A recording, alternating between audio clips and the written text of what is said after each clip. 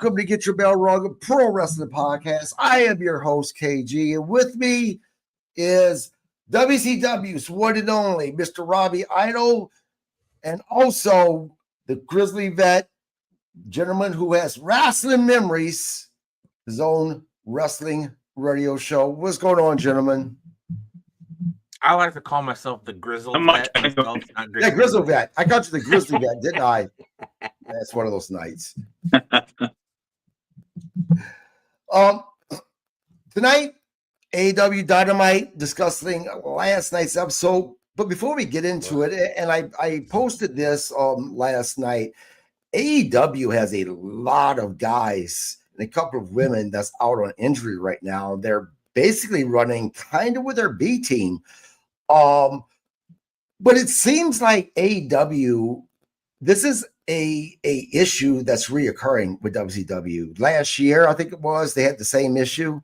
This year, they're dealing with it. You talk about Jay White, and a whole slew of other guys that's out there. Adam Cole, although we don't know if Adam Cole is going to come back or not, but someone made the point that when I was talking about this, that they believe it's because of all the unnecessary risk that these guys are taking on AEW. The problem is, besides Will Ospreay, the gentleman that's on these lists aren't the guys that's taking these unnecessary risks. I mean, what do you think is going on with AEW that they're constantly having problems with all these injuries?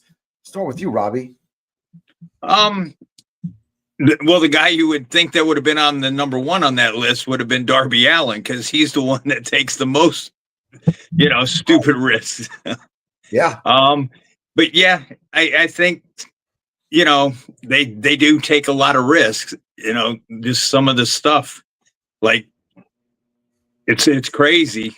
But like Jay White, I haven't really seen like him taking those kind of risks, like say a Darby Allin or Will Ospreay, even like Swerve, those guys, because of the matches that they've done and stuff like that, like the hardcore matches and stuff, you have to give, you give it to them as far as they're probably as close to, too bad Bob wasn't here because he'd probably say, well, I hated that, they're close to ECW.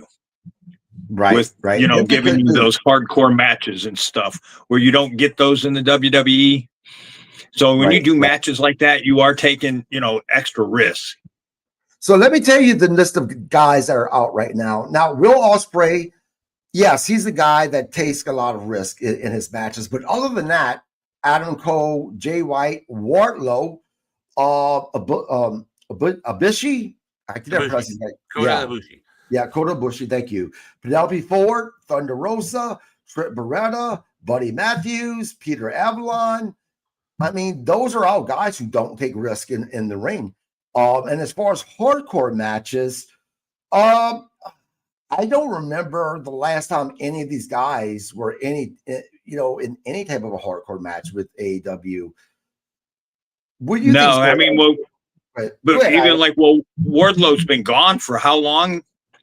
Well, he actually came back. Wardlow just has bad luck, man. Because Wardlow is the Ahmed Johnson of AEW. Yeah. That man came back, and the night of his comeback, tore pectoral muscle. Yeah, and wasn't even doing much. Basically standing there. Really? Yeah, he tore a muscle the night of his comeback. So wow. Right back off TV. Yeah, I mean, I don't know if it's just bad luck with these guys with AEW, but this has been a recurring problem with AEW. Nonetheless, I hope all of these guys get better soon. I hope they get back to AEW. Adam Cole is the one that I'm really concerned about. The last time we seen him on TV, he was kind of saying this may be it for his career, at the same time trying not to say that. So he's so young. I hope he's back. I hope this wasn't the last that we've seen of Adam Cole. Nonetheless, even Adam Cole's had some concussions, though. He's had the head injury, so he's got to start looking at that. Right. I mean, those aren't just injuries. You can recover and go through the protocol and come back from concussion.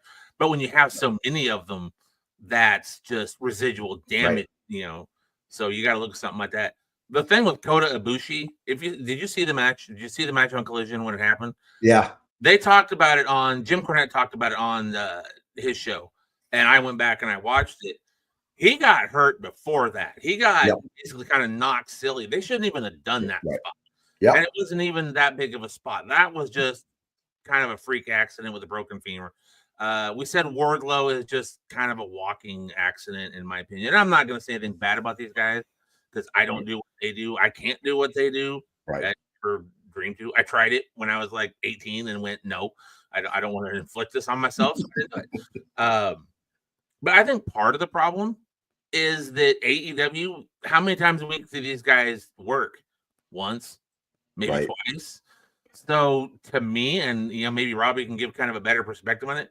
To me, it seems if you're only working once or twice a week, if that much, that when you're in there, you could be more susceptible to an injury just because you're not warmed up, you're rusty or something. You're not working as much as you should. Your body isn't hardened to 5 nights a week.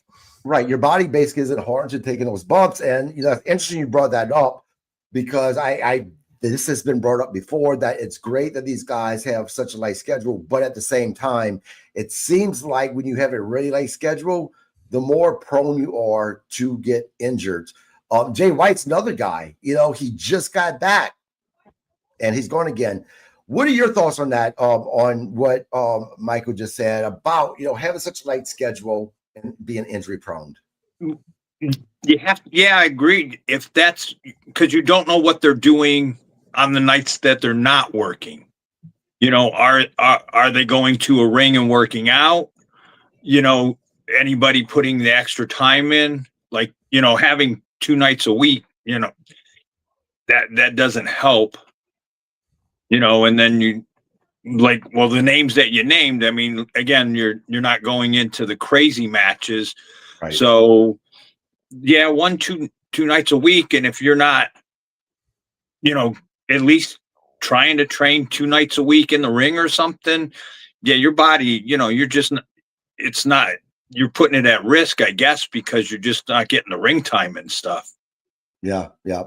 Bob Cook says wrestling's fake. I get what he's saying, though. People like to scream about that, but yet we're talking about all of these injuries, right? But nonetheless, look, when I was watching AEW last night, knowing that they have so many of their prime, their main event guys out, I've been tend to be not as harsh on AEW because they're still having a good show, even with all these guys being out. So you have to give them props for that. And let's get into it. Right away, we have our first match, which was the it was the Trick or Treat Tornado Tag, Darby Allin and Orange Cassidy versus Wheeler Yuta and Daniel Garcia. And man, you want to talk about hardcore matches? We've seen the tables. We've seen knives, Halloween props getting thrown around. Pretty good match. Start with you, Grizzle. What were your thoughts on the first match? I thought Darby and Orange Cassidy were a kind of an odd combination, but it was a decent match. It had the spots you're expecting is going to happen. I will say one spot that caught my attention. I actually reversed it back because I wanted to see it again. It was I think it was done on, or it might have been done on Darby. I'm not sure. Maybe it was Orange, but it was that double surfboard where they launch him into the turnbuckle. I thought that was kind of a cool, innovative looking thing. I hadn't seen something like that before. I thought that was kind of neat. That got my attention. And that's what I like about watching wrestling is when you see something, it makes you go, whoa, and you kind of want to go back and check it out again. You want to see that replay. I like that kind of stuff. And this match did that for me. It gave me some spots that I went, okay, wow. So for them to start off with this was something that got my attention. I kind of had, like high hopes. Okay. Because my opinion, I watch AEW. I skip to the stuff I want to see. Right. I'm watching it now from beginning to end for the purpose of this show. I enjoyed it. It got my attention. And that's what you want with your opening match. You want something that's going to grab the people. You want to, you're getting off Big Bang Theory and all of a sudden you want somebody to go, oh, wait, whoa. I want to see this. Okay. And it got your attention. Didn't have to have the big name guys in it. but it got your attention, and that's what you want for your opener. So for this match, I enjoyed it. I like some of the spots on it. Did they need all the hardcore stuff through the tables? No, but I think that's just kind of what Darby has to do. And it's kind of sad because we've had this discussion before on other shows I've been on. It's almost pointing out Darby has to do that, or else the fans are just going to, because that's what they want to see. Well, and when it gets to that point where you got to do it just to make the fans happy, right? Good wrestling should make the fans happy. Right. Well, and everybody wants to see the spots. Right. And that is the problem. You're bringing up Darby Allin, and I agree with everything you said. I think that if Darby Allin just has a straight up technical match, he's boring. And I think the fans feel that way as well. You also brought up a weird combination, right? And this is for you, Robbie. I agree with you. This is something AEW has been criticized about, of just throwing two guys together for the sake of having a match, a tag team match. But on the flip side of that, though, you see things that you thought maybe wouldn't have worked with two guys tagging. Darby and Orange Cassidy actually looked good together last night, in my opinion. Robbie, what do you think about that criticism that they shouldn't be just throwing two guys in who aren't normally guys who are tag team together just for the sake of having a match? But I think all the companies do that. You'll take odd combinations and stick it and see if it'll work or not. They did that in WCW and stuff like that when I was there. So you see if it'll work. And I mean, it was a good opening match. You had the action and stuff. Like what Mike said is, if Darby tried to straight up wrestle, I guess the fans would be upset because he didn't do any of the stupid moves and stuff. But I guess he should try to do that a couple times instead of, how the kid isn't hurt, or if he is wrestling hurt, his body's gonna, after a while, just get beat up, and I'm surprised that he hasn't been injured seriously yet. Yeah, he's a freak of nature. He really is. Oh, there was a time, I can't remember, and maybe Mike, you remember, where Darby was in a program with someone, and it was pretty much just regular, normal, technical wrestling. And Darby started to lose some of the fans. They weren't giving him the pop like he used to get. And they put him back doing this type of stuff. And once again, he has gained the fanfare. Do you agree that this is a problem, that if he cannot keep his fans with just regular matches, that there's maybe a problem going on with that? It's absolutely a problem. If you're catering to the fans to do this stuff, and if you do that spot, like the tag match when Sting's final match, that spot where he comes off the chair through that plate glass, whatever, shattered the glass, he could have killed himself on something like that. Honestly, these guys put themselves on, Darby especially. And if you're hurt that bad, and I know Tony Khan's gonna, we'll take care of this guy's billionaire. He's gonna take care of their guys, medical wise, that he help. But if you do this thing and you're catering to the fans, giving them what they want to see, and you hurt yourself, or you're taken out of the ring, or you have to retire due to injury, are the fans going to take care of you? Are they going to help you pay your bills? Are they going to help you feed your family? Are they going to help put food on the table? Right. No. They're going to be like, oh, no, he was my favorite. Okay, who do we watch next? Right. But going to move on to the thing, But are we being hypocritical, Robbie? And I'll tell you what I mean. Mick Foley, known for all this crazy shit. Matter of fact, Ric Flair called him nothing but a stunt man at one point, right? And we praise Mick Foley for all of the things that he did. And here we are, being a little harsh on Darby because of doing some crazy shit. Are we being hypocritical? Maybe. I'm in that same boat, that I guess I'm being hypocritical. And I guess it goes back okay, you're catering to the fans, but like you said, if you get injured, you're out for 6 months. Are they paying your bills then?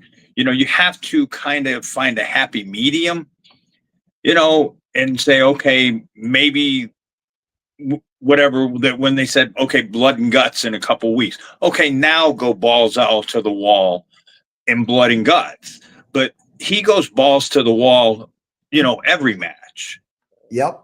And that's what I was going to bring up. I don't think we're being hypocritical, and I tell you why.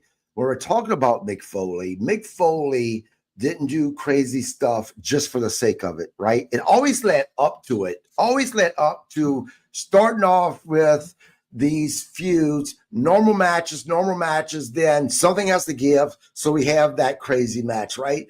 The problem with Darby Allin is there's no leading up to it. It's constant every single match. And I think that's the difference. Just what you said, that's exactly the point I was going to make when you brought up Mick. Mick did it when it was needed for the... Mick did not get thrown off a 20-foot high Hell in a Cell cage every night. No. Mick did not take 11 unprotected chair shots to the head in every match. So are you being hypocritical? No. Mick did it when he felt it was needed to get the big, for whatever the match was. Darby does it because it's what the fans want. And he has to do it. If he doesn't do it, the fans are going to be disappointed. Mick wrestled matches where he didn't do that stuff, and the fans weren't disappointed. Right. There's the difference. Darby has to. Mick did it when he needed, when he wanted to, when he thought, okay, I want to do this spot. Yep, 100%. Next segment, we go backstage to Hook, saying that he knows he's the underdog in the match he's going to be in, but he is not backing down. This was a direct message to Samoa Joe saying, I am coming for you. And I tell you, and we'll get to it later in this match, I'm really surprised what happened with Hook during that match, and we'll get to that. Next, we go to Don Callis. He tries recruiting the Young Bucks backstage. Callis is smooth talking, but the Bucks shuts him down. Callis still gives them a flashy EVP entrance. The Bucks look uneasy. Something seems to be brewing there. Guys, are we leading up to a feud between the Don Callis family and the Young Bucks? Wouldn't be something that's new. Don Callis and the Young Bucks throughout AEW for the most part have not liked one another. Start with you, Robbie. What did you think about this backstage segment between Don Callis and the Young Bucks? Or did you even care? Huh? No, or did you even care? Well, no, I'm just, you're wondering, because, when you get into later in the show, is he gonna bring him in into his stable, and now you got two more guys that you've added, and I wouldn't put it past it that he's gonna bring them in, just because of the way they're I've kind of half-ass watched AEW, but their run where they're not really pushing them as the big tag team, they're kind of dropped down a little bit. So you're wondering, okay, is Don going to bring them in into his stable, that they're going to start pushing them back up to the top tag team?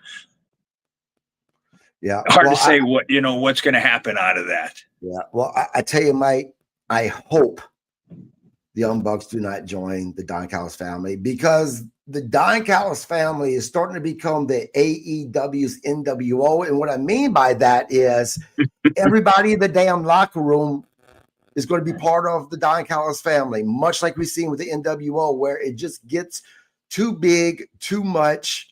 Your thoughts? I wouldn't even give them the classification of the NWO, the AEW.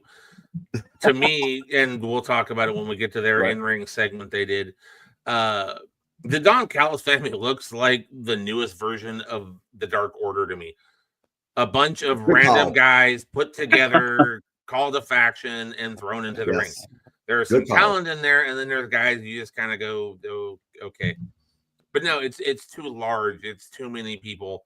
But no, I wouldn't classify as NWO. And yes, everybody and their grandmother joined the NWO at one point. Well, and the only reason I classify them as the NWO, I was talking about, not so much as comparing them what the NWO did for professional wrestling, as far as it got to the point where it got ridiculous because everyone was part of that faction. Oh, right? I know exactly where you were going. Yeah. But at least the guys they put in there, they had the look. They have some of the Don Callis family just doesn't. Right. They're not impressive. And we'll talk about that because there's a segment coming up that I got a few comments about. Yep, absolutely.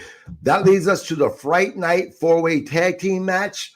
The number one contenders, FTR versus Young Bucks versus Jet Speed versus Jurassic Express. It wasn't a bad match, but when it comes to Jet Speed, I try so hard to get behind Speedball Mike Bailey because he is a good talent. He is. My problem with him though is his gimmick. Look, guys, I wasn't a WWE fan until the Attitude Era because growing up watching the NWA and Mid-South Wrestling, it was so different than the WWE back in the 80s.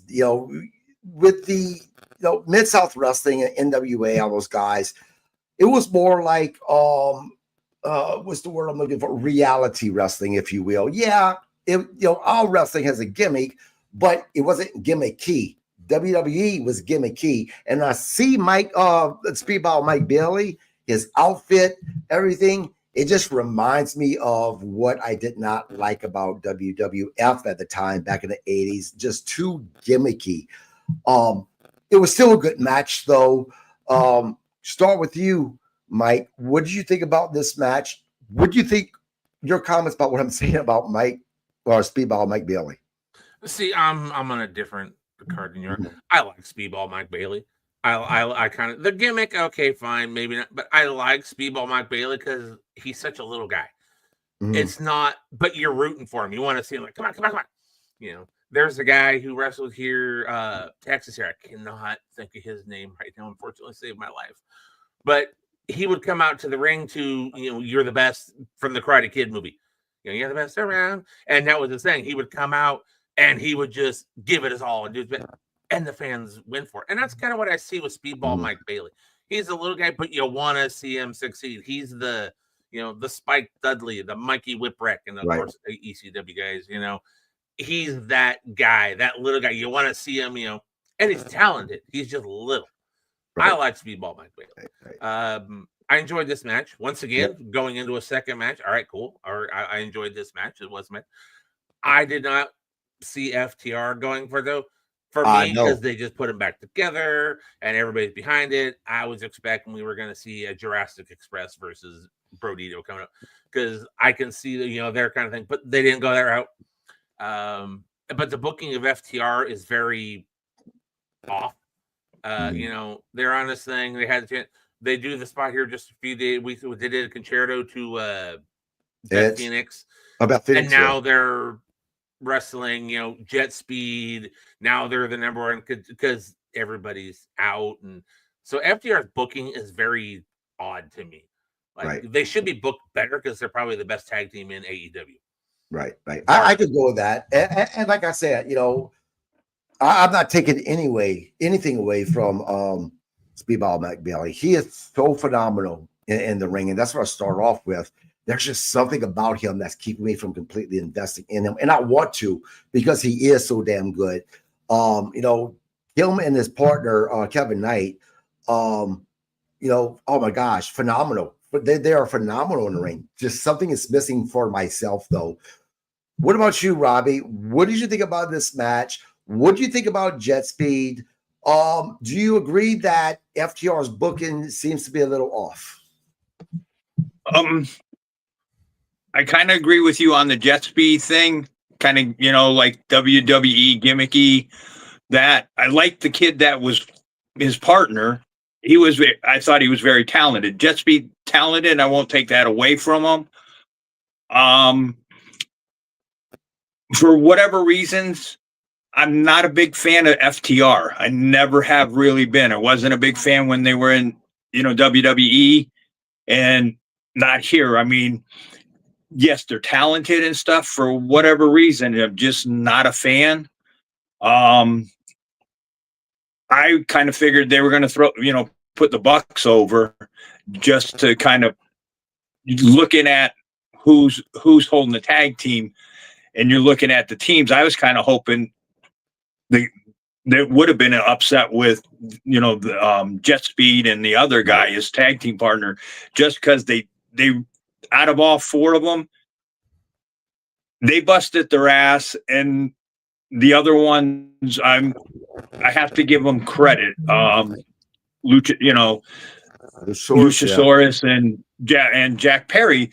Perry probably looked the best that I've seen him, wrestle wise. He looked very good last night. From what like I said, I haven't been watching AEW, on a regular basis.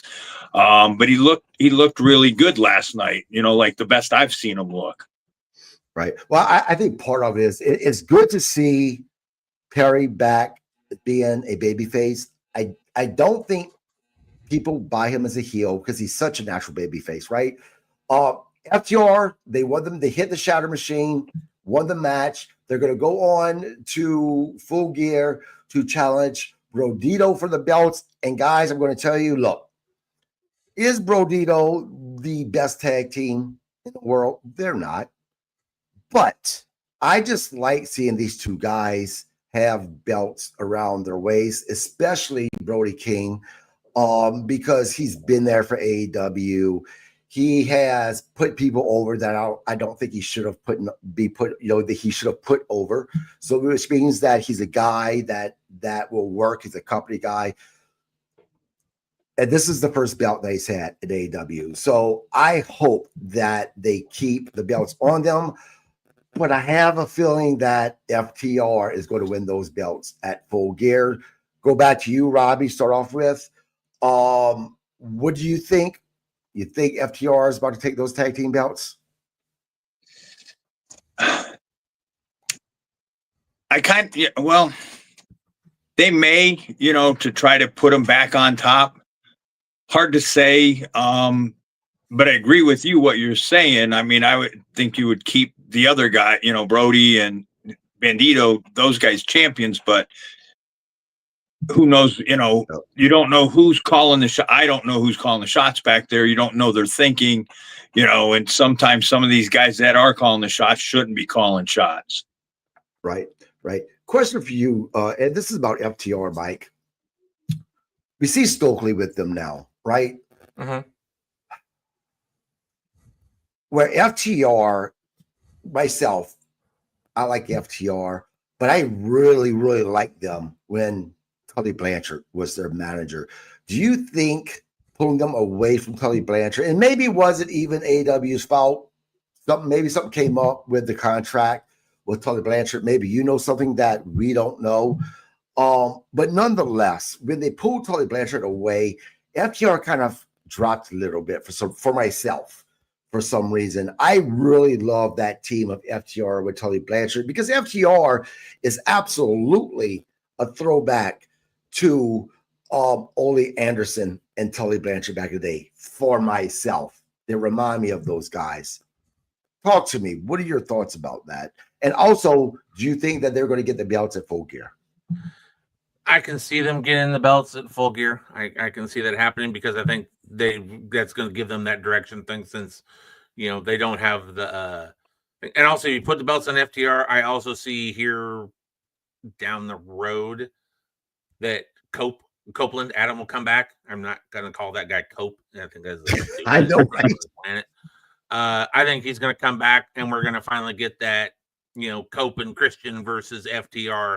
And it's going to be for the belts. That's my opinion.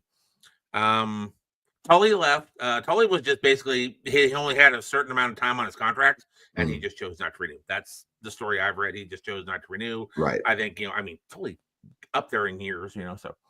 As far as Stokely as their manager, though, and you said throwback to Ole and, all that stuff. I mean, to Arn Anderson, and to Arn and Ole Anderson. That's what they remind me of. FTR, and it's not because of the music. Yeah, I'm not talking about. I'm not saying that Stokely's a bad fit at all whatsoever. Right. I like Stokely, so yeah, I'm not saying it either. Tully was fine with, but as far as Stokely goes, though, I see it as a throwback more to, and not just because of their music. I see it more as a Midnight Express. That's what I see when I see FTR, and Stokely is probably the closest to like a Cornette you're going to get in wrestling nowadays. And Cornette loves Stokely half the way. Cornette praises him on the podcast every week. So, I think it's a good combo. I think, FTR is probably going to get in. Like I said, we're gonna go down there and we're gonna get that thing. And you mentioned Brody King. You said his first title. He was actually a trios champion with House of Black. That's right. He was. I forgot about So this that. wasn't his first belt. Yeah. You're right. They held that belt for such a short period, though. Well, they had it. But they did. You're right. You're absolutely right. You're absolutely right. But it, at least for myself, it wasn't something that I even remembered. And I think because that trios belt, look, if I don't mind a promotion having a trios belt, but if you're going to have a trios belt, make sure you have enough trios team in there so you can defend that belt on a regular basis. Because the belt's really not defended all that often. And I think maybe that's why I forgot about it. But you are absolutely correct. And this is why you're on a podcast, because you have such better memory than I do. Next, we go to the segment that you really wanted to talk about, Michael, which was the Don Callis Family Summit with Okada and Takeshita. Of course, there's tension between the two. Don Callis wanted them to shake hands. We see Takeshita, or Okada flips off Takeshita. We know what's going to happen. We're about to see Takeshita removed from the Don Callis family. He's going to be by himself. He's going to be the babyface. This is my concern, though. My concern is if they do this, that somewhere down the road, Takeshita is going to get left or forgotten about amongst everybody else. And he is such an amazing talent, in my opinion. But nonetheless, I understand why it needs to happen. The Callis family are heels. The fans are solid behind Takeshita. Talk to me about that. Start with you, Grizzled Vet. Okay, and we're allowed to swear on this thing. Absolutely. Right? Okay, great. If I had been live in the audience last night during the Don Callis Family Summit, I would have lost my shit. That segment was so god blessed freaking long. Yep. To get to that. Right. It took 20-something minutes to get to that. Go watch old WWE. Stone Cold flipped one of those in the first 30 seconds on screen. I'm sorry. And it doesn't even make good television either. I watched it because, as I said, I will watch AEW to give you my honest opinion. That was hard to sit through. Right. In fact, I think at one point I might have been scrolling on my phone and possibly, ordering the AEW book on Amazon at the time because they had just advertised it previously. Right. So it was too long. If I'd have been in the crowd, I would have the fans are booing it. Not because I don't think it was because the Don Callis family are heels. I think they were booing it because they realized this was a stinking pile of horse shit. Yeah, you're not wrong. Too fucking long. And I'll say that about any segment. In WWE, when they do the, Cody Rhodes comes out, what do you want to talk about? Well, not for 15 minutes, please. But I don't want to see one guy on a mic for 5 or 10 minutes, let alone see, however many people are in the Don Callis family. And this brings up my point. When you see them all in the ring together, they look like a weird version of the Dark Order. They do. And this is El Clone in the mask. You've got Lance Archer, and I'm all respect to Lance Archer. I love Lance. I've worked many shows out here in Texas that Lance was on. So, Lance is one of the coolest guys in the locker room. I'm going to give him that. But you got him with his and the braid. And then you've got Kyle Fletcher in the suit. And then you've got the other guy over here in the Hawaiian shirt. They're just the most mismatched group of, people. Okada's, very well dressed. Kyle Fletcher's really well dressed. Everybody else is just they're hanging out in the cafeteria. It was just 20 minutes to get to a middle finger to further the match that we know we're going to get, which is Takeshita versus Okada, which I really fucking want to see. Because if they let Takeshita and Okada go, that could be one of those matches we'll be talking about, absolutely. 6 months to a year from now. Absolutely. But the segment was too long just to get to the finger, just to set up a tag match on Collision, which is just going to lead to more back and forth, friction between the two. And honestly, if you're trying to portray the Don Callis family as something to put them all in the ring where you can see them all at once, it didn't do anything for them. And God, let's not even talk about that stupid. I'm tired of the paintings. The paintings. Yes. This was the problem, Robbie. I wonder if you agree with me. You didn't need the entire Don Callis family, which is half of the damn locker room by now. Right. You didn't need all those guys just to show that Okada and Takeshita have issues. And as Mike said, to flip off, for Okada to flip off Takeshita to get to where they're trying to go to. You didn't need none of that at all whatsoever. Talk to me, man. Do you agree? Or do you say, no, this was good TV, this was a good drama? No, this was okay. I guess we needed to kill 30 minutes, and this is how we're going to do this. As far as like Don Callis, he's boring. To me, he's boring. He doesn't have like, well, let's say we'll take Paul Heyman. At least Paul Heyman's entertaining. Callis just doesn't even seem entertaining. The Takeshita Okada, what I've noticed about Okada since I liked him when he was in Ring of Honor and stuff. Now that he's come to AEW, he's kind of he reminds me of Brock. He's reckless when he throws the Rainmaker. He doesn't care where he hits you. As long as he hits you, he doesn't care. He's just kind of reckless with it. So I'm not impressed. I just think now that he's gone to AEW, kind of, I guess you say Americanized, his skills have went down. You know, when he first got here, he was very good. Now I just kind of think he's got Americanized. I think he's more thinking he's entertaining by the bird or, bitch. And you're like, man, go back to being the Okada that you were when you got here. It's like you just kind of just winging it. Yeah. But the Don Callis family, it just, you like you said, you got half the locker room there, and like you said, hopefully they don't bring in the Bucks. Now you're bringing in more. How many more people are you going to keep adding to this thing? Right. And and we'll move on to the next segment. But correct me if I'm wrong, Mike, or Robbie, you too. When Don Callis first came to AEW, I found him entertaining. I found him to have some charisma. He's definitely a better manager than he was wrestler. But over the past couple of years, it just seems like he's either gotten comfortable, he doesn't care. Something has happened. And we talked about this with MJF as well. MJF used to be one of my top guys with professional wrestling period as far as being on the mic. Something has happened in the past couple of years. I can't put my finger on it, though. Start with you, Mike. Agree, disagree? I think Don Callis is on cruise control, unfortunately. He can just go out and do the shtick he does. He doesn't have to do anything to get. And it's kind of the same thing with MJF. You mentioned him. I'm glad he's gone away. He's relying on the same shtick.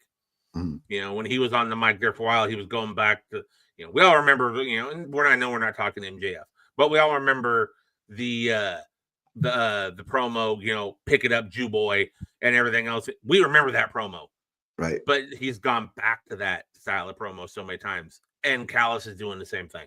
He's just on cruise control. Oh, the family! How great is the family? This is the family, and the man has the worst healing prospect because that little cut on his forehead has never gone away. I think that's kind of funny, though. It amuses me.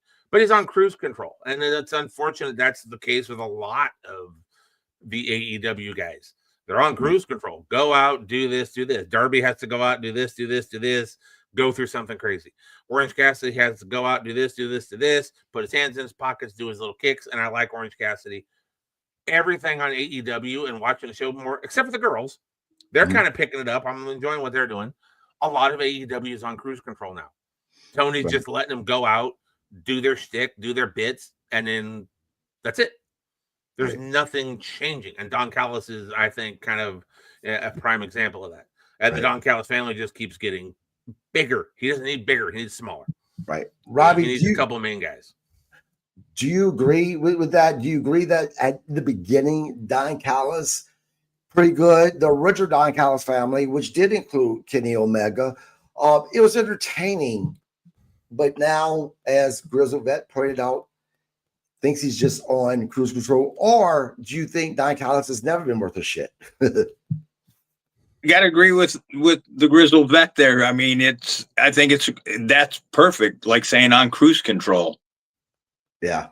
I think you're there. You just, okay, I don't have to come up with something new or this or that. They're going to either boo me, do whatever they're going to do. I mean, that's perfect. That's perfect.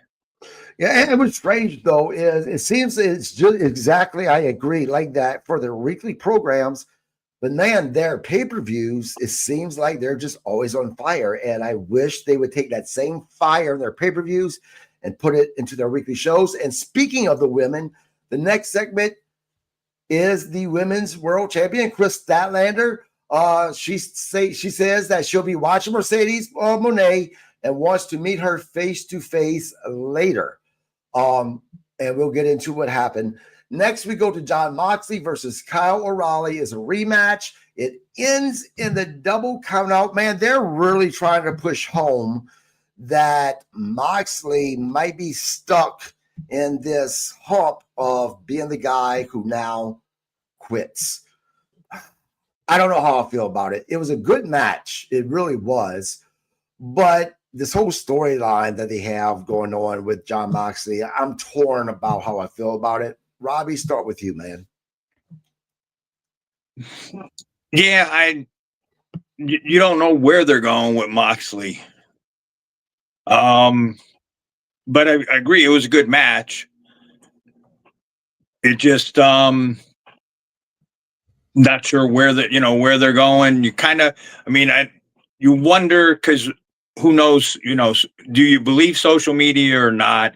You keep seeing reports, oh, Moxley's going back to the WWE, and stuff like that. And you wonder, is he how long is his contract? Is he just kind of there till his contract runs out and then he's going?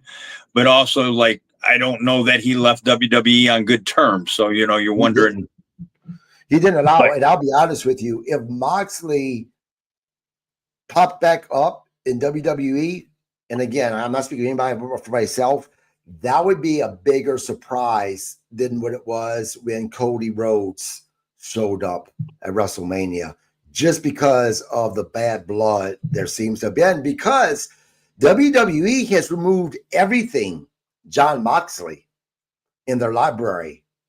You're not going to find anything with Jon Moxley in there for the most part. But go ahead, Robbie. I interrupt you. I apologize. Oh, no, you're fine. They're fine. I mean, hard to say, unless they're just kind of keeping him down for a little bit and then try to give him another run. Right. I don't know. What about you, Grizzle? As far as Moxley, if he ever goes back to WWE and you're bad blood, one, you can see everything Moxley's done in WWE if you go to Peacock, because it's all on all the pay-per-views, all the Raw, right. all the SmackDowns. Those are, but they removed any interviews from what has been reported. Yeah. I haven't say bad that. blood. Okay, no. Punk came back. Yeah, I was fixed his problems. If it's gonna make money, especially now in the days of TKO, if they're gonna be able to make money bringing Moxley in, they're gonna bring him in. You're now, right. Is he going to come in as Moxley, or is he going to come back as Dean Ambrose? You don't know. But if there's money to be made, they're going to make money. That's the bottom line of wrestling nowadays. As far as this match goes, once again, I enjoyed the match. Like I said, I'm enjoying all the matches. I'm very impressed.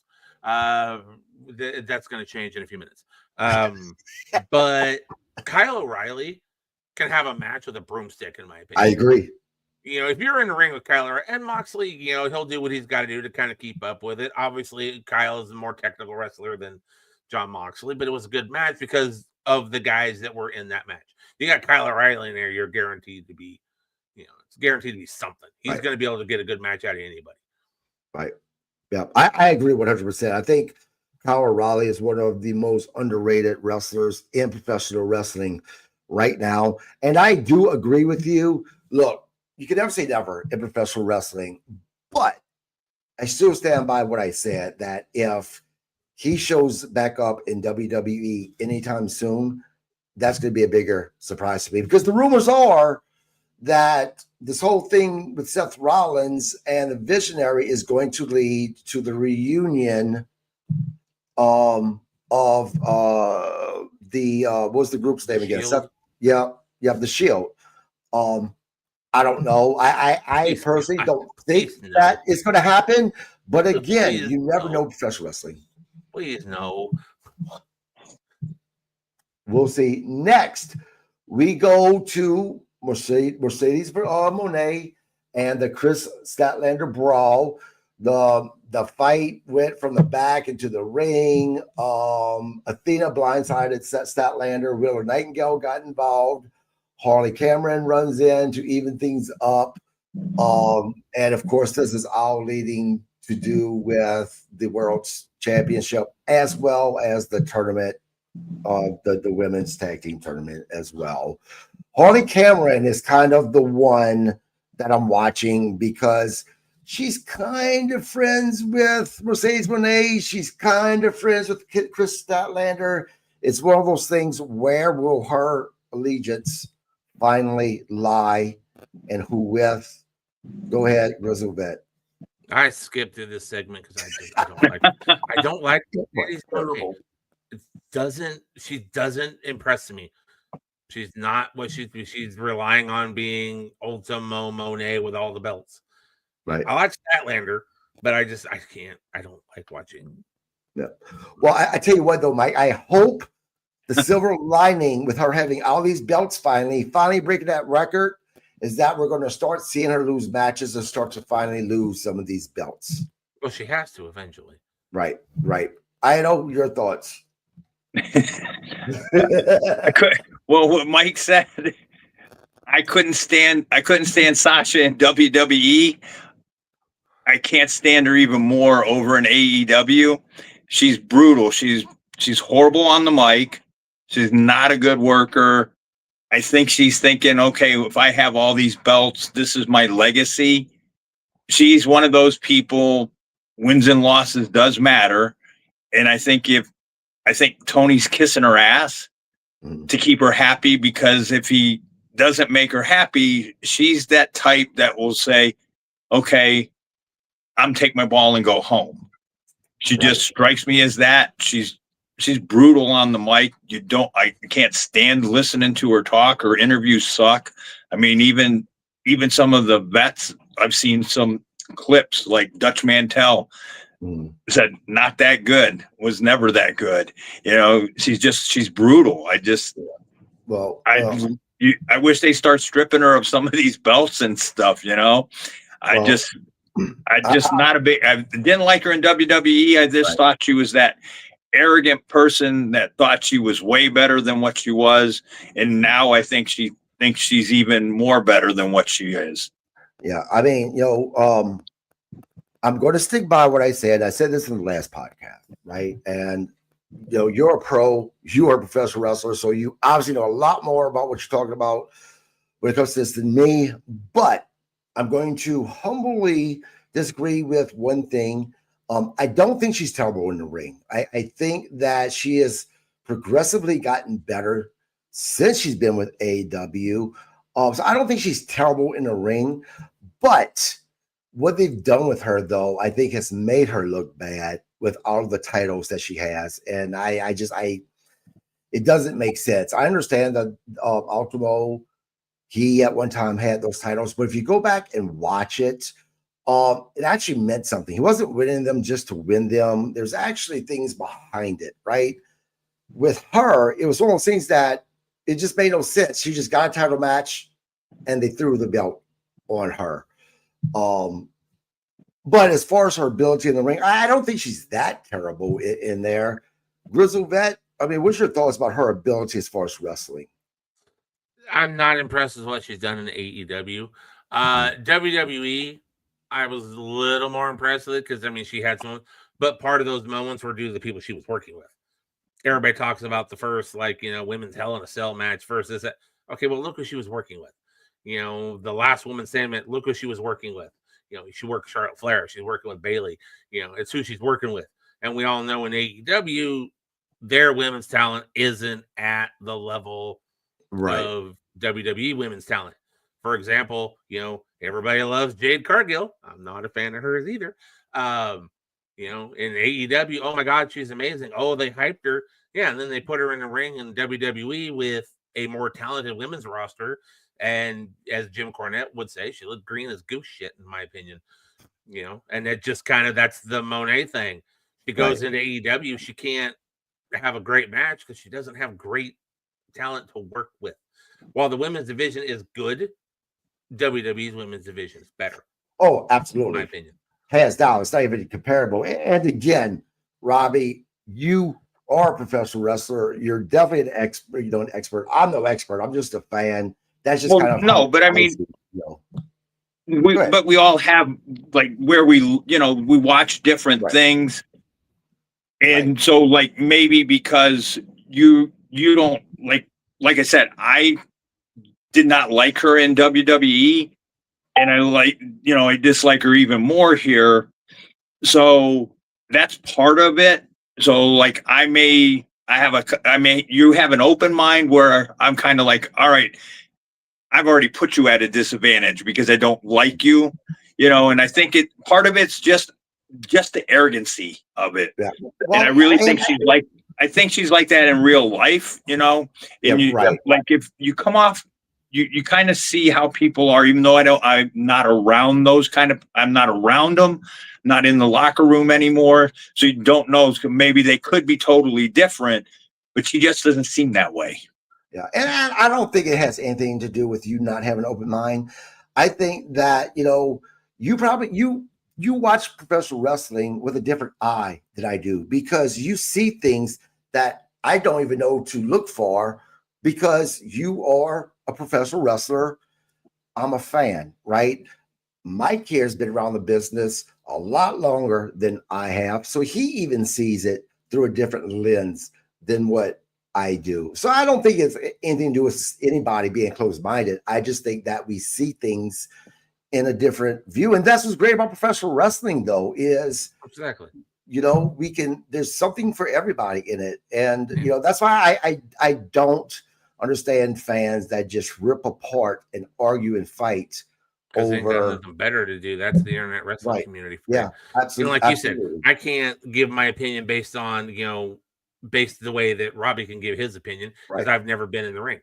But as a historian and as a student of the history of it, I listen to the guys that were in the ring, and I'll ask them questions, and I talk to them, and I listen to their interviews, and I listen to their podcasts now and things like that, so that I can kind of see a different portion of it, because I don't want to be, and that's not a shot at you, I don't want to be just a fan. I want to be the guy you go to for the absolutely. So part of that is I study everything I can get my hands on. I'll read everything I can get my hands on. I watch whatever I can get my hands on. I listen to whatever I can get my ears on, just because so I can have that perspective. Right. And I tell you what, since doing this podcast, you know, Bob, who is known for having the best punch in the business, right? And after listening to Bob and talking to Bob about stuff, I notice more things now about punches than I ever have before. And it's kind of ruined it for me, to be honest with you. I'm always cussing Bob, like, damn it, Bob. I see these things now that I didn't pick up before. But you are right. So next we go to the women's tag tournament quarterfinal. It was Sisters of Sin, Julia Hart and Sky Blue versus Jamie Hayter and Queen Amanada. Tekla interferes. And because of that, we see Sisters of Sin pick up the win. Not a whole lot to go over this match, in my opinion. Decent match. I really like Julia Hart and Sky Blue. But I also like Jamie Hayter and Queen Amanada. And I tell you, Queen Amanada is the one that has really shown improvement and come up in the ranks in AEW, more so than anyone that I could think of right now. There was a point that she was on, I think it was AEW Dark or something like that on YouTube. And she's made her way to the main roster. So good for her. Robbie, your thoughts? Good match. Like I totally agree with you on Queen Amanada. You can definitely see a big improvement. I definitely, I like her. I liked all four of the girls that were in there, you know, so they all did a great job. And the interference, I get, sometimes you get tired, but I guess, we didn't see a whole bunch of interference in a lot of the other matches. So, worked in this match to help, Sisters of Sin. But yeah, it was a good match. And I totally agree with you on Queen Albinata. Like, she has definitely, probably one of the women on that roster that has improved, 100%. Absolutely. Mike? Like you all said, it was a good match. I think we're kind of seeing. I want Tony and Mina to win the tournament, but I'm seeing it's probably going to be a Sisters of Sin type thing, which I wouldn't have a problem with. You mentioned Aminata and how she's improved. I'll throw another name out there because this is my girl and I love her. I have since beginning. Is Willow Nightingale. Oh, absolutely. Willow started off kind of the same way, and look where she's at now. So when you say Aminata Sins, you couldn't think of who they're the who right there. Right. So, but no, it was a decent match, and like Robbie said, there was interference, but we didn't have a lot of interference in matches this time. I mean, yeah, the Moxley thing, but of course that's because the Death Riders are going to interfere in everything. That's what they do. Right. So since there was no interference, okay, we can go with it. It's not like every match ending that way, because if that was the case, by the time we got to this match, we wouldn't have given a shit. Right. But no, it was a good match. It was a good match, and like I said, I'm seeing probably Sisters of Sin because I think they're probably the more like gelled team out of everybody. Because pretty much this entire roster is just thrown together girls. Right. Next is great match, but one of the worst segments, at least for myself. And when I'm talking about the Friday night 4-way for the number one contendership for the AEW World Title, Samoa Joe. Let me throw some in here for you. Yeah, go ahead. I don't know if it's in your notes. You didn't mention this. What's it that? Was during the Moxley and Kyle O'Reilly match. They set up Blood and Guts. You're right. That was the segment after the match. They set up Blood and Guts, so now we know it's the Death Riders versus the Conglomeration. Yes. And God, drawing a blank on the name now. The Conglomeration and crap. Yeah, I'm totally drawing a blank on the name. But yeah, it's Kyle O'Reilly, Roderick Strong, Mark Briscoe, Orange Cassidy, and then Darby Allin. Darby Allin, thank you. There's the name. I'm like, and. Conglomeration, Darby Allin versus the Death Riders, Moxley, Castagnoli, Wheeler, Daniel, and Pac. Yep. Thanks. Good. You wonder, are they going to throw two more people in that match? Is Willow Nightingale going to be in with the Conglomeration? And they are doing a women's Blood Marina match this year. And all that. I'm sorry, pardon? Blood and Guts have always been 5-on-5. Yep. And something that I did skip, and thank you for bringing that up, actually. What did I miss?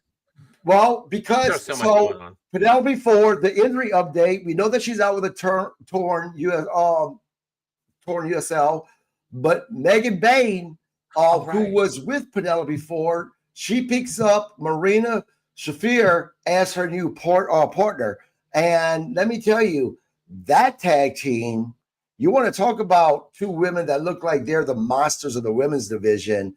There you have it right there. And I would love to see them win the whole thing. That'd be putting belts on the Death Riders again, though, because that's basically what Megan Bain is going to be. She's going to be another female in the Death Riders. Decent team. I'm still going to go with probably Sisters of Sin, kind of doing the whole thing. But I mean, with that aspect, I forgot about that. I could be wrong. I like Megan Bain. Yeah, I do too. Robbie, what's your thoughts about this new team of Megan Bain and Marina Shafir? I could see them putting the belt on. I mean, because in the beginning, they did nothing with Marina. They just she just put people over. And now you've thrown her with Moxley and kind of made her, like, okay, she's an enforcer. I think if you put the belts on them for a little bit, maybe that pushes her a little bit more, gives her a little bit more credibility. Because they really haven't, like when you've seen her work, you don't, like back in when she first started, she's supposed to have been this badass coming from MMA and everything, and they really didn't. I don't know if she didn't get it, which would kind of say she had to kind of get it because of who she's married to. And you would have thought they would have, he would have worked with her to show her, okay, here's, I can see what you're doing or what you're not, what you're missing or whatever to work on. Because she's married to Roddy. So, and if I had to guess, Roddy's he's probably been wrestling since he was like 12 years old because his dad had a school. And I mean, when I went to the school, how old was Chris? Chris was like 16 and he was wrestling. So, he had been wrestling before that because he held his own with all of us. So, I would have thought he would, say, okay, I can see what you're not getting and work with her to help, further her along. So I could see it. I mean, it wouldn't be a bad to give her that credibility. I mean, and Megan's already got the credibility. They wouldn't be a bad championship team. Yeah. Next is the main event now. And again, this was a good match. The worst segment, though, and we'll talk about it. Number one contender for the AEW World Title, Samoa Joe versus Bobby Lashley versus Ricochet versus Hook. The ending of this match was the big surprise for me that they had Hook actually tap out. I did not see that coming. Hook, after all, went on as small as he is. How long was he undefeated for? After the match, we had the contract signing, and of course, the ops attacked everyone dressed up in a Halloween costume to make sure that it wasn't Adam Page in there. They signed it. Joe cuts his promo, and then Tony Schiavone says, "What about a toast?" And then it wasn't Tony Schiavone. It was Adam Page dressed up as Tony Schiavone. I thought that this was terrible, in my opinion. Terrible. The match itself, I didn't have an issue with it. Robbie, let's start with you. What'd you think about the match, and what'd you think about the whole attack afterwards? Okay, I'm going to kind of digress here a little bit. Go ahead. I had to say I was thrilled because it took me halfway through AEW, and I was like, he's not here. I cannot stand that little bitch, Tony Schiavone. The dude is like a high school girl stood up at prom. He's over dramatic. Couldn't stand him in WCW. Arrogant little bastard. And he's even more arrogant now, like them saying how great he is and stuff. Dude's never been in the ring. He's been an announcer. He's arrogant little prick. I was so happy that little bitch wasn't talking, and then they brought him at the end, and I'm like, shit. So I can't stand Giovanni. Half the time, if I do have AEW on, I mute it so I don't have to hear him. So now back to the match. Match wasn't bad. It was good. The match was good with the different styles you had, and I think everybody held their own. That the attack at the end, I give them A for the cleverity on it and stuff. So it was kind of funny on it in that sense. I mean, when they said, here's a celebration, that kind of like, okay, there's something up now, because that's not like you would think he would do that.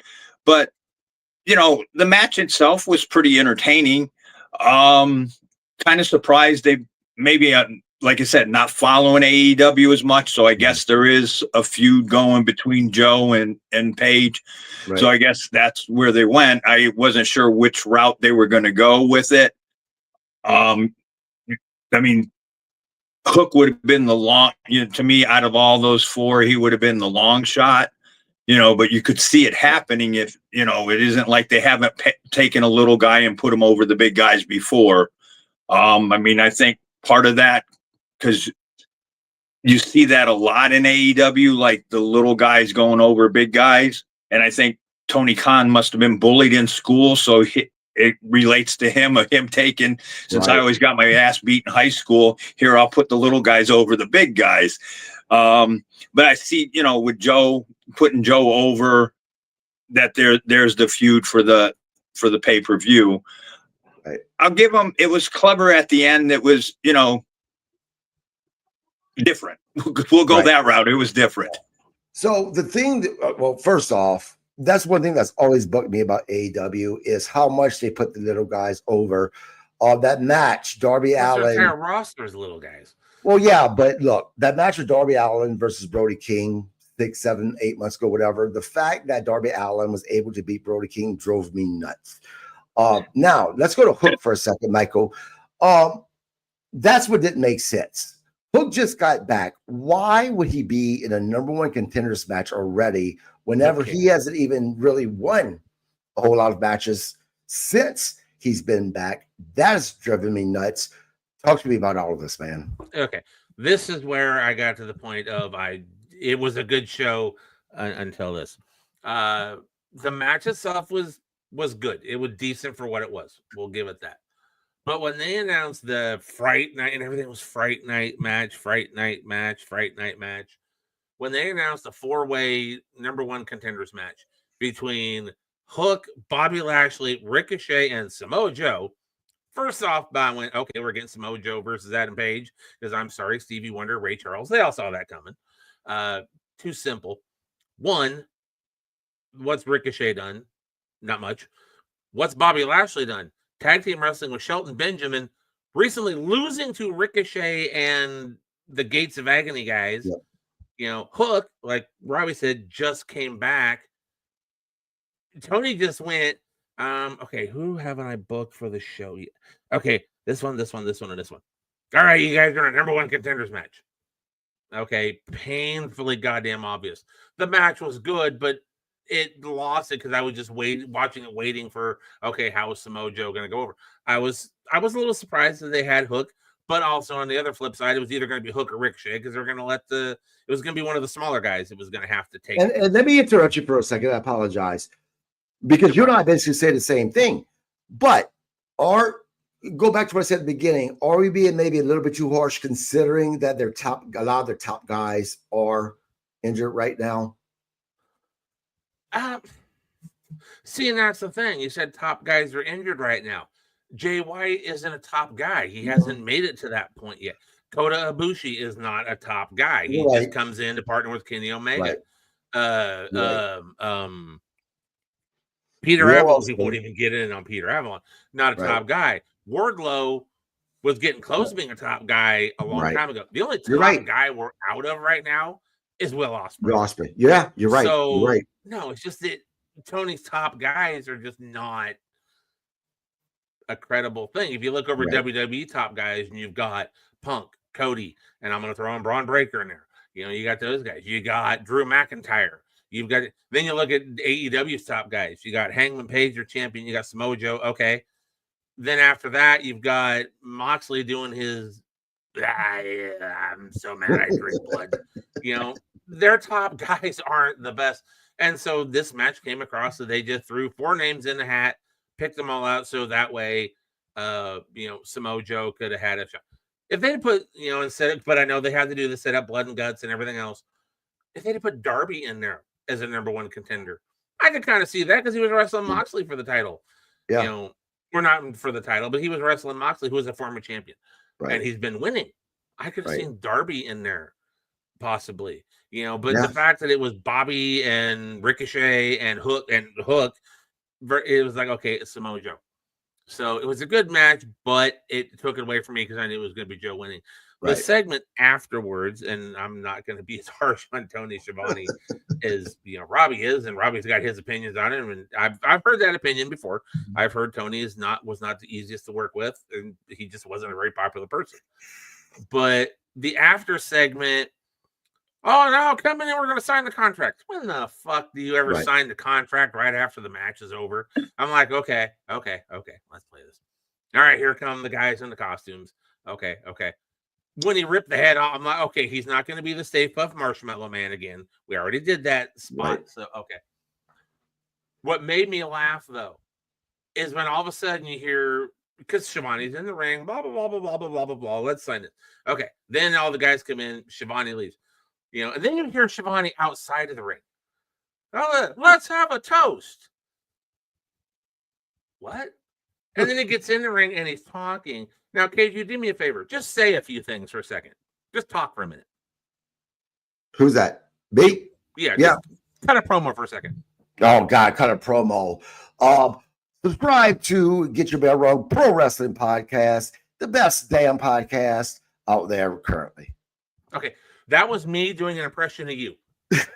Because that's what you hear Shivani's voice and you see them like, but there's no mouth moving, and also you're looking at it going, man, Shivani's put on some weight. Man, Shivani looks a little bigger. Oh shit. Okay. There's Hangman, and that's what I really got a laugh out of it. And that's probably my favorite part of the entire show is the fact that one, Joe has to put this over, like, okay, and then he pulls, and then he talks finally, and it's Hangman, okay, and also the fact that the audience sat through this, the audience is going because they can see right outside the ring that that's not Tony Schiavone, so they know what's happening. So that part for me was probably the best segment of it, and the fact that it got in the ring and just went. You could have at least moved your mouth like you were pretending to talk with the voice being aired over the loudspeaker. Instead, he just and you heard Shivani's voice, and I'm like, okay. Oh God, and that was how they ended the show. Yeah, it started off with a great tag match. It ended with it. Yeah, I love Tony Khan. I'm telling you. It was, and like you said, that's the how show ended on a fart in church. pretty much. The final segment was just bad, as Jim Cornette would say. The afterbirth. I want to hear his review of Dynamite next week too. The afterbirth was horrible. Yeah, you're right. That was the end of it, and I do agree. It did like a fart in the church. But what's not like a fart in the church is a promotion that doesn't ever get the flowers that they deserved, because it is this promotion that has done so much professional wrestling. The music entrance came from this promotion, at least from the research I've done.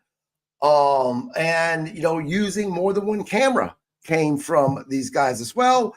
I'm talking about WCCW. Grizzle Vet, talk to us about it, man. You were talking about WCCW World Class Championship Wrestling live from the Sportatorium in Dallas, Texas. Literally about 15 minutes away from where I sit right now at the corner of Industrial and Cadiz. As you said, now music started. Other federations, other groups have been using music before. But multi-camera was a world-class championship wrestling thing. Obviously, 1966, that's when Fritz Von Erich joined up with Ed McLemore, and they started promoting what was called big-time wrestling at that time. Before that, it was just known as Texas wrestling, because obviously wrestling in the state of Texas has a huge history. The reason why I kind of picked this subject, and I'm not going to sit here and give you a history lesson on world-class championship wrestling, because we've all read the books, we've seen, we have Wikipedia, we have Google. WCCW is my primary focus as a historian. It's what I know best. It's the guys I've talked to, Kevin Von Erich, I've talked to Sean Simpson, I've talked to Black Bart, Johnny Mantel. It's the guys I spoke to. It's what appeals to me as the historian. It's my primary focus. And when I started on this, I lived in California, so figure that went out. Pissed off Black Bart that way, but anyways, 1966, they formed Big Time Wrestling. That goes until 1981. In 1981, Fritz took over, and it became what we now know as World Class Championship Wrestling, which was the name of their Saturday television show, was called World Class Championship Wrestling. That eventually became the actual company. And of course, we know from, history, the Von Erichs, the Freebirds, Chris Adams, Gino Hernandez, Bruiser Brody, Skandar Akbar, the Missing Link. The list goes on and on and on. And I just kind of wanted to, talk a little bit, everybody get a few memories, throw out a few little highlights. Like I said, I don't like giving history lessons, because history lessons, you can get off the internet. Yeah. So, question for you, and this is argued, but there are people who say that Kerry Von Erich winning the NWA title in 1984 was probably the loudest pop in the history of professional wrestling. And of course, it happened at WCCW. I'm pretty sure that was the same night as the David Von Erich Memorial. Do you agree with that? Definitely one of, if not the biggest, one of the top 5, and that was May 6, 1984. Yes, that was the David Von Erich Memorial Parade of Champions. It was the first Parade of Champions. David had passed away in February. I'm not going to get into how he passed away. That's always been up for debate. And then Kerry won the title. Kerry won the title specifically because of David's passing. Right. I'm going to say that. History is going to say that. People I've talked to are going to say that.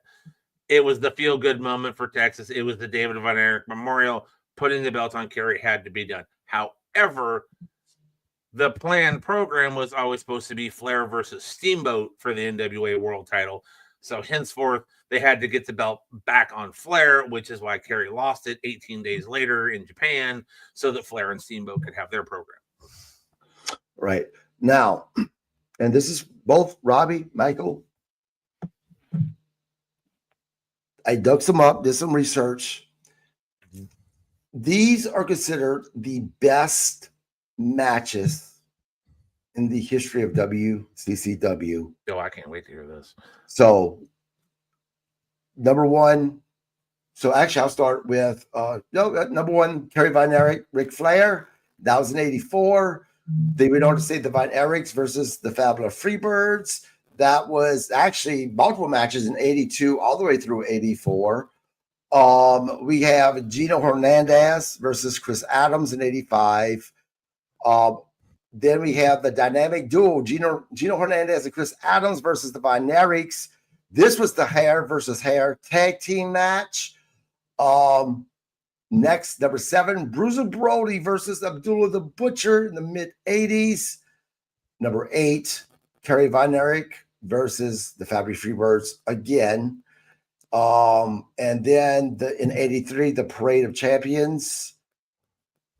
Number 9, the Fantastics versus the Midnight Express. And then number 10, Fritz Von Erich's retirement match versus King Kong Brody. Oh, God. Those are listed as the top 10 matches ever in the history of WCW. Thoughts, guys? Who, excuse me, let me get my tongue back in action. Who made this list?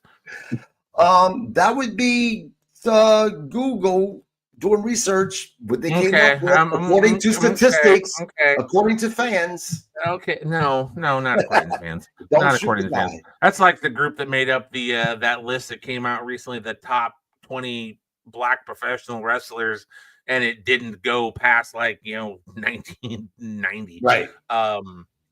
No. The dynamic duo versus Chris Adams and Gino versus the Von Erichs. Which match? There's many. Yeah, this was the hair versus the Fantastics.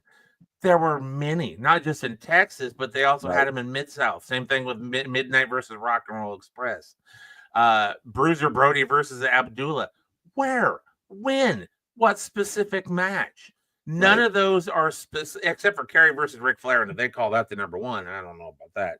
I think that's just saying number one because of the emotional thing behind it of him getting the backslide, because people have copied that finish, for decades since. None of that are top 10 matches. That's just top 10 pairings, matchups. That's like saying, Von Erich versus Freebirds is the number one match of all time. Which one? They literally feuded from, like you said, 1982 when, the cage match heard around the world, all the way through, even into the late 80s when, Michael Hayes came back. So win. Those aren't top 10 matches. Those are just top 10 matchups. You can go anywhere and see those type of things. So none of those are a top 10 match. The only match you really said was Kerry versus Ric Flair, and I don't know if I would say that's the number one match of all time, unless you're going strictly on story and emotional, background behind it. Right. Now, Robbie, I know you said that, you you didn't know a whole lot of WCCW. But does any of these matches sound familiar to you and your Yes. thoughts? Yeah, they now it just didn't register that was Texas wrestling.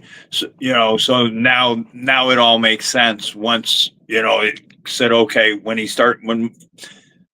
Bet started saying who was out of there, I'm like, oh, okay, now I know. It just didn't register in my head in the beginning. So yeah, a lot of those matches, sound he, yeah, he would know more being in, watching those and stuff. Because I'm trying to think. In the '80s, I think ESPN carried, WCCW for a little bit, so you would see Legends World whatever. Class Championship Wrestling, yes. Yeah, so they carried it at some point, and you watched it, so you would see whatever was thrown on, whatever matches they put when it was on. I don't remember what day of the week it was on, but I remember seeing it on ESPN, once a week. Right. So it was kind of cool because you knew some of the people, so you were like, "Oh, okay, cool, this is on." So, you'd either try to tape it or try to watch it if you were home to see it. Yep. Now, Actually, Legends of World Class Championship Wrestling, that was a show on ESPN. That actually ran, it wasn't once a week. That was Monday through Friday. That was a Monday through Friday show on ESPN. But was it? It wasn't, yeah, it was 5 days a week, but it wasn't current product. I found Legends, and this is how I got involved watching WCCW. I was a Crockett guy. I liked watching TBS and the old, NW stuff. And I was a fan of Gorgeous Jimmy Garvin. Loved Gorgeous Jimmy Garvin. For some reason, coming out with Precious and the spray, loved it. One day I'm flipping channels. I stop on ESPN and I see this wrestling match. I'm going, oh, okay, what's this? Oh, cool, that's Jimmy Garvin. Wait a minute, what is this? Who's David Von Erich? Who's this guy? David Von Erich had been dead for a couple years by the time I discovered it. So, but I knew who Jimmy Garvin was, and I'm like, okay, well, who's David Von Erich? Okay, I'm gonna watch this. Okay, who's this guy? Oh, who is it? When's this on again? Oh, it's on again tomorrow. Okay, I had a VCR that was set it to record. Would record it Monday through Friday because I was in high school. I would come home and on a Saturday, this is how exciting I am. I would watch my 5 hours of Legends of World Class Championship Wrestling from ESPN. But the product, like I said, by the time I saw it, David Von Erich had passed, and they were showing Jimmy Garvin, the Slave for a Day. And we all saw, you remember Slave for a Day. Mm-hmm. He lost the match. He had to go work on David Von Erich's ranch, and he had to buck the hay. He had to wash the dog. Remember to get under his tail because, make sure to wash his butt and get under his tail. But like I said, David had already passed by then. But it was a way, that's how a lot of people were exposed to World Class Championship Wrestling because at that time, wrestling was territory. You had to be Texas, Oklahoma, and stuff like that. Although WCCW did have a pretty decent reach as far as regional goes, just because the tape, and they ended up in Israel because they picked up the satellite feed and it would air in Israel. That's why the Von Erichs were almost as popular in Israel as they were here in Texas. Kind of an interesting fact on that one. But that's how a lot of people discovered World Class Championship Wrestling outside of Texas was the Legend show on ESPN. Now, here's a question for you. And for all of you die-hard Von Erich fans, don't curse me, is just a question.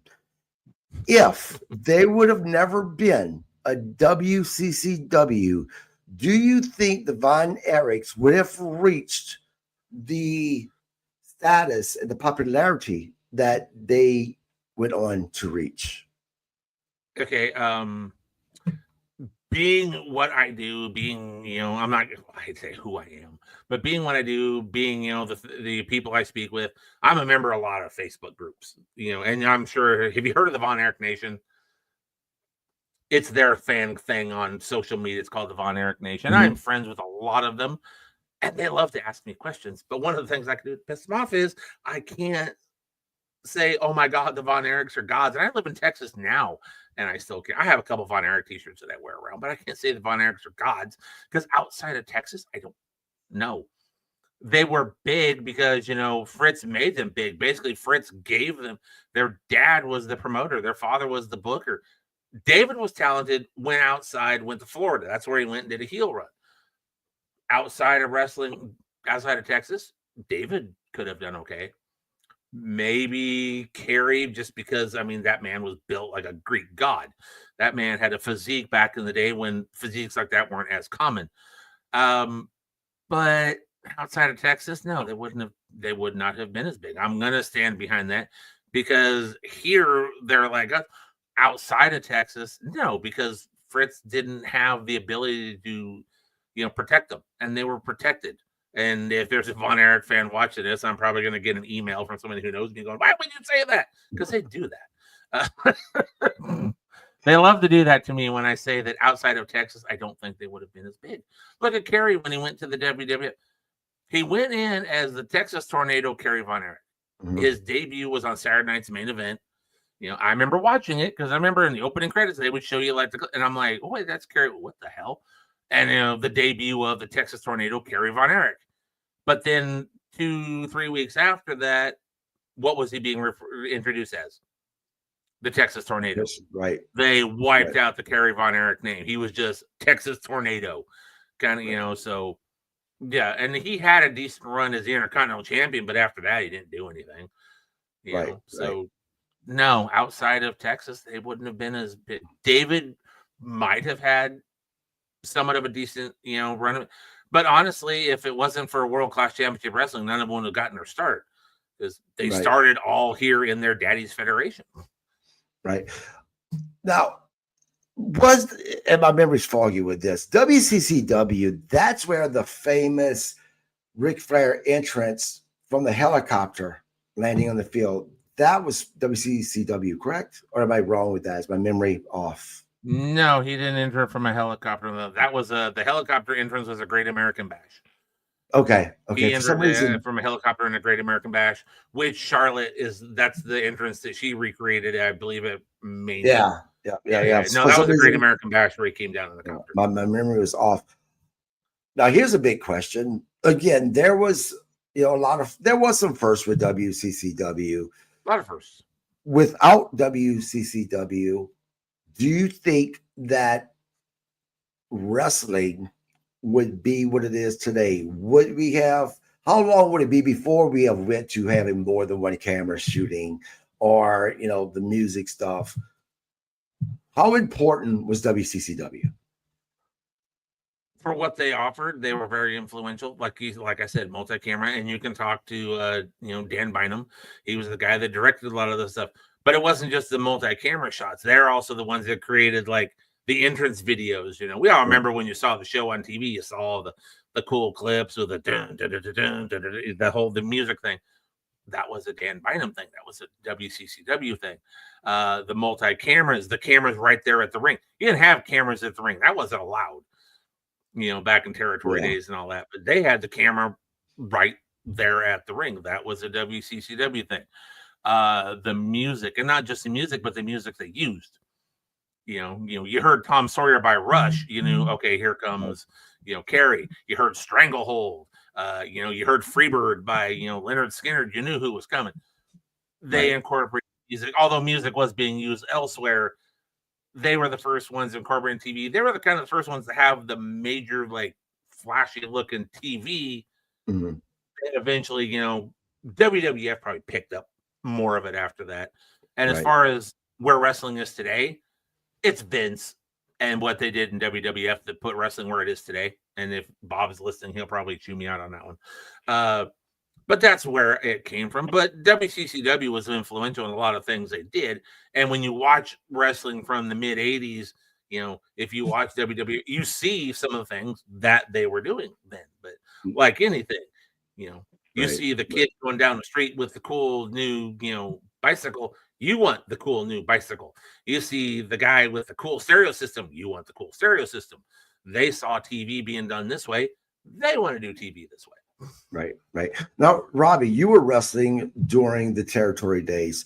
Back then, was there ever any talks amongst the guys of, wanting to get to WCCW? Not like the people I ran with in the beginning. So I was with Rick Ryder. I was with Bob Cook. I was with Rex King. Trying to think when Paul came in. Paul came in later because I don't think Paul was in Florida Championship Wrestling. So Paul Drake, I think he came in WCW. So mostly it was just like those guys I just mentioned. Trying to think if there was like maybe somebody else. I don't think so. I mean, you would hear about the territories, but I guess what I use as an excuse or whatever, because I've had people that were same thing, like fans like you, but had a little bit of involvement, and I did not know them way back when. Like, so they were in Dundee's in Tennessee. So they were kind of with Dundee and they did like announcing and stuff. And they were like, too bad I didn't know you back there. Like back then we could have, I would have took you to Portland, or I'd have brought you to Tennessee, and brought to the others. So you knew they were there. How to get there, I guess, was, you didn't know how, like, I guess you either didn't try to find out how to get there or whatever, because I guess you're coming back, that era, there were like no internets and stuff like that. So I wasn't sure how to go about trying to go to a different territory. Right. I figured either somebody would have to send you there or, like that. So, I mean, I guess I could have went to like Kevin or Mike or whatever and asked if there was a way to maybe send you, but not being, just know you were like kind of new, you just kind of held your spot. And by the time, that's when I broke in shortly after, that's when they, Vince and Crockett started buying up territories and having the war. Right. Yeah, I was going to ask, when did you break in? When did you start? I broke in 85. Okay. Yeah. As far as Texas goes, the territory, 85, 86 was kind of, and if you talk to like Johnny Mantel and a few other guys, that's when it went from Southwest Sports and it went to a different, and that's in 86. And when it became was WCWA, World Class Wrestling Association, it became a different type of thing. Right.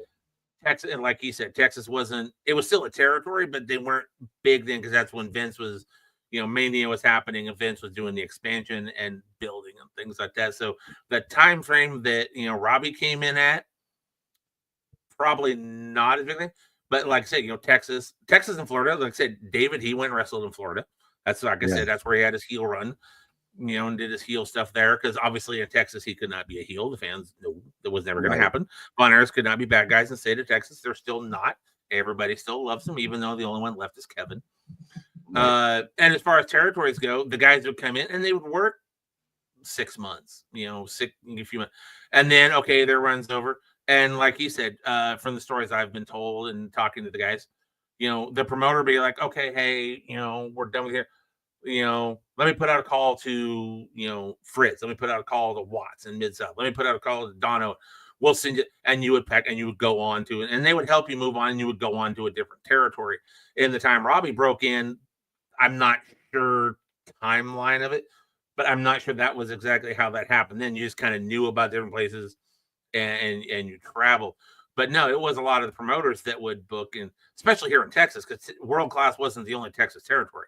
You also had, Houston with, Paul Bosch. You had San Antonio with Blanchard, and they would trade talent back for it. Texas was a hotbed. So was St. Louis. So was Florida, Memphis, Mid-South, and you would go there. And if you listen to Jim Cornette talk about it, he can explain the whole territory system far better, than I ever can. Yeah. So question for you, Mike. So when WCCW was coming to an end, and then there was that final episode, as a fan of WCCW, was there this feeling of true loss in professional wrestling? For me, no. Yeah. I'm going to be honest with you. Like I said, I picked up on ESPN in 87 or 88 because I lived in a small town in California, very small town. We had didn't have cable, so I didn't have MTV. So we had like 6 channels. So when we actually got cable and ESPN, that's when I discovered World Class. It wasn't the big. I mean, I watched it, but then again, I watched a lot of wrestling. I watched WWF. I'd watch Crockett. I watched AWA in their ending years on ESPN. But now looking back on it, I can see how that moment was. And I actually, right above my computer right now, I have a framed poster that I made of Eric Embry taking down the World Class sign. And that was the big moment. So I can see how, and now that I've had a chance to do historical work, do the research, talk to the guys that were here, I can now have a better understanding of it. And that's the one thing that made me love it so much and want to know more about it, was learning who was here. That's how I kind of got involved and want to know more about World Classes. Everybody came through Texas at some point. I was obviously Dusty, but Bruiser, you had Hanson, you had Abdullah, but you also had Ricky Steamboat did some run in Texas. Richard Blood, he wrestled with Richard Blood here in Texas, but he came through here. A lot of guys came through Texas, and that's what always fascinated me, is I want to know more about who was here. And that's where I kind of got my the love of it now, where I have so many newspaper clippings, match footage, stuff like that, because it's just kind of became an obsession of mine. So now I see the emotional thing to it, but then no, because all I knew about it from then was what I would read in the magazines, and those stories came out months after the actual fact. Yeah. Now the final episode was November 21st of 1990. Yes. And the final match was the only surviving Von Erich, which was Kevin Von Erich, going against Iceman King Parson, who he defeated. Now, what's interesting for me about this is Iceman King Parson I knew from Mid-South Wrestling, and I think maybe GCW as well. But I never known Iceman King Parson as a heel, ever. And he was a heel with WCCW. Here in Texas, Iceman was actually a member of the Freebirds. Yeah, yep. And it's very symbolic having the very last Von Erich that was alive, Kevin Von Erich, being the guy to close out the final episode of WCCW. I can imagine how emotional that show was probably for not only the Von Erich fans, but all of those hardcore WCCW, all the guys from Texas. I'm going to be honest with you. I have had the chance to talk with Kevin on a few occasions, do interviews with him. It wasn't as emotional. Really? It wasn't to him as you would think. Wow. Because there was a lot of stuff going on. And this is from Kevin. So, grain of salt, as you can say that with any wrestler, take it with a grain of salt. It wasn't as big a thing there because there was so much political going on, and the whole thing where Jarrett had Kevin and then Kevin got back. It morphed into global. Kevin actually did some global. And then, of course, there was also Savoldi's group that managed to came out together, and they formed international IWCCW, International World Championship, Class Championship Wrestling. So not as symbolic as you would think. And Kevin will just say, and Kevin says this about everything, he was doing his job, which was to go out and entertain the fans. He was still going to be wrestling. He knew he was still going to be wrestling. So he doesn't see the symbolism of it, according to him. Right. Yeah, I mean, unless there's anything else that you want to talk about with WCCW, that kind of wraps up our show. We've been a little long with AEW. There was a lot to discuss tonight. Anything else you want to talk about with WCCW? As I've said before, I don't want to be a boring history lesson, because that drives me nuts. And I love encapsulation. So like I said, throw me some questions and I'll give you some answers. And that's how I like to talk about, the history of things like that, is the highlights and things like that. That's kind of more my style. Right. Right. Cool. Well, I appreciate both of you guys being here. So on November 3rd, guys, is going to be part 2 of my interview with Ed Helsinki. He was, one of the guys I was writing for magazines and working for events during the very first WrestleMania. We talked about that stage of his career. He eventually went on to kind of being demoted into merchandise. That's where we're going to pick off, talking about his career with WWF at the time, WWF, in merchandise and what was happening in WWF/E back then. We will be back on Tuesday with Bob Cook, with Robbie Ido, to talk about Monday Night Raw. We could be doing a recap of that show. Did we like it? Did we hate it? Who knows? Check us out. Please subscribe to the podcast. We are on Tuesdays and Thursdays. Eventually, we'll pick back up covering Friday Night SmackDown. I'll announce when that's going to happen again. But on Thursday nights, it's always me and the Grizzle Vet. Hopefully, Robbie will be able to join us more. Hopefully, Bob Cook will be here a little bit more on Thursday nights. But until then, guys, unless you guys have anything you want to promote real quick, Robbie, I know you have your book out there. Yeah, I wrote a book, and if you guys are interested, it actually has. It's at Lulu Bookstore, or it's actually hit Amazon Kindle now, so you can get it on Amazon Kindle. So that's probably easier than trying to get it on Lulu. From everybody that I've read most of the book, and it is very, very easy reading, guys. You will truly enjoy it. I've really enjoyed reading it. I've had positive feedback on it from everybody that has read it, which is, a good thing. And even like from non-wrestling fans said they found it interesting. So that was a good thing. So amazing that you kind of condensed all those years that short, but made it an easy read. So I just, kind of just shows you can kind of go from that kid that just was a middle-class kid, nobody in your corner, you didn't have famous parents or anything like that, and if you work hard and you fight through your demons and stuff, you can get there. So just kind of shows everything you went through to get there. Right. Yeah, absolutely. Grizzle, you have your show, Wrestling Memories. You want to tell everyone where they can catch you at and how to listen to it? Always Wrestling Memories every Sunday afternoon at 12 p.m. Central Standard Time on 90.1 Pioneer FM KSRQ. You can find us on the TuneIn Radio app. Just search for Pioneer 90.1. You can also download the Pioneer Community Radio app. You'll find us on there as well. Or you can go to radionorthland.org to stream us live. As I said, Sundays, 12 p.m. Central. Robbie, right now, I'd like to extend the invitation. If you were interested, love to have you on as a guest, help promote your book, talk about your career and all that. Okay. If you're interested, just kind of, hit me up on Facebook. We'll talk and figure something out, but I think it'd be a fun interview. But yeah, that's where you can find me. Okay. Sounds good. I appreciate it. I appreciate the offer. Anytime. And I'm going to go find your book as soon as I get off the show here. I'll look at it. What do I look for? What do I look for? Give me some keywords. Well, or hit me up on Facebook, and I'll send you a signed copy. Okay. Yeah, guys, you guys are both part of our group chat. So if you guys go to group chat, you guys can exchange information at that point and figure out how to get on the book.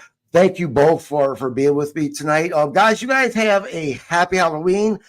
Have fun with the kiddos dressing up and going trick-or-treating, or for all of our adult fans.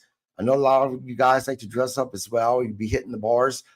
Be safe until Tuesday and for night. Our adult fans, if you go out to the bars, watch out because there are lots of kids on the streets. Absolutely. Halloween is for the kids to have their fun, to go door-to-door trick-or-treating. Let's not one of them end up in the emergency room because you had one too many on your Halloween bike. So absolutely, 100%. You guys have a great rest of your week.